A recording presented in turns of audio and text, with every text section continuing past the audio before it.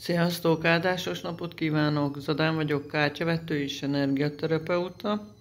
Mai üzenet, ami január 31-ére szól, az érmék 10-ese és a szerencsekerék.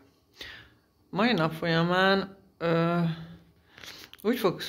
úgy fogod elérni a sikereket, hogyha valakivel társulsz, vagy valakinek segítségére leszel, vagy valaki segíteni fogsz. De mindenképpen kölcsönös lesz a bizalom, a hit, a odaadás, a szeretet.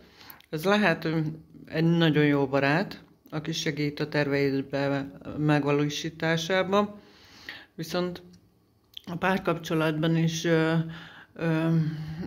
egy kisebb vita várható, viharos lesz az érzelmek. A szerencsekerek, ez azt jelenti, hogy változékony.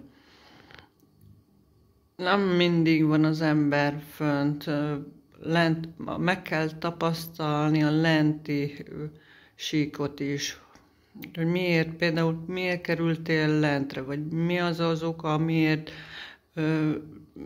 mélységet kell megjárnod, mit kell belőle megtanulnod, mi voltak kiváltók ennek, hogy ide kerültél. De a mai napra vonatkozóan, ami még 10-esre mutatja, hogy inkább itt a párkapcsolati erősségeket kell még jobban megerősíteni, és együtt tudtok nagy dolgokat véghez vinni. De ha nincsen párod, akkor egy nagyon jó barát, vagy egy kedves kolléga is tud számítani a segítségedre. És ez fordítva is igaz. Mert azért még 10-ese a sikerlapja.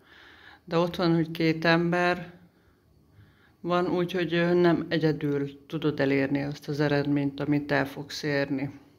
Legyen áldásos napotok, sziasztok!